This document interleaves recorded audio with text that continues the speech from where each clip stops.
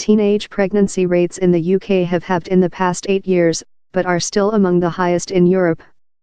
New government guidelines are being released to help councils reduce the numbers further. Shannon was 14 and her boyfriend Ethan 17 when she became pregnant with their son, Harvey, who is now 2. Being a parent is one of the loneliest places I've been. You lose a lot of your friends, they don't want to focus on this little baby, she says.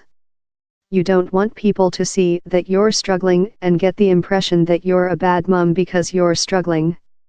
It's one of those things you keep in. She has had negative experiences due to her age, including a nurse who dismissed her when she had stomach pains a few weeks before her due date. I remember her saying to me, "Oh, you wouldn't know what labor feels like, you're too young."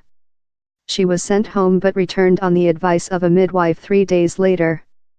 I had a scan and it turned out that I was right all along, my waters had broken, I didn't know that they had. He had been in my stomach for 3 days without any water. The rate of teenage pregnancy is at the lowest level since records began in the 1960s. A total of 5,483 of the 632,048 deliveries in England in 2015-16 were to teenage mothers. Improved access to the right contraceptives, better sex education, more open attitudes to talking about sex, plus teenagers socializing more online are some of the reasons cited for the fall. But there has been no government guidance on preventing teen pregnancies since 2010, so councils across England asked for a definitive set of guidelines on how to continue the downward trend. These new guidelines from Public Health England outline what authorities should be doing, with 10 key factors and a checklist so councils can evaluate their current local situation, identifying gaps and actions. They include better education, training for health professionals, making sure teenagers have access to contraceptives and ways of supporting vulnerable teens who are more likely to have children at a young age. Alison Hadley, director of the University of Bedfordshire's Teenage Pregnancy Knowledge Exchange, helped create the guidelines, and says the aim is to ensure councils make the best use of assets in their areas, as less money is available.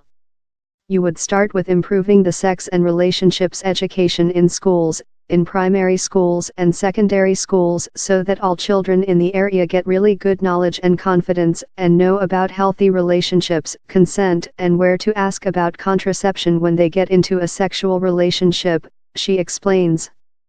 Shannon agrees.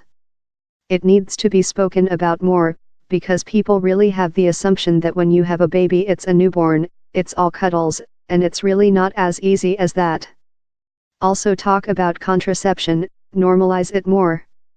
The latest official figures show the UK still has some of the highest proportion of births to teenage mothers in Europe, almost 5 times higher than those in Switzerland and Italy.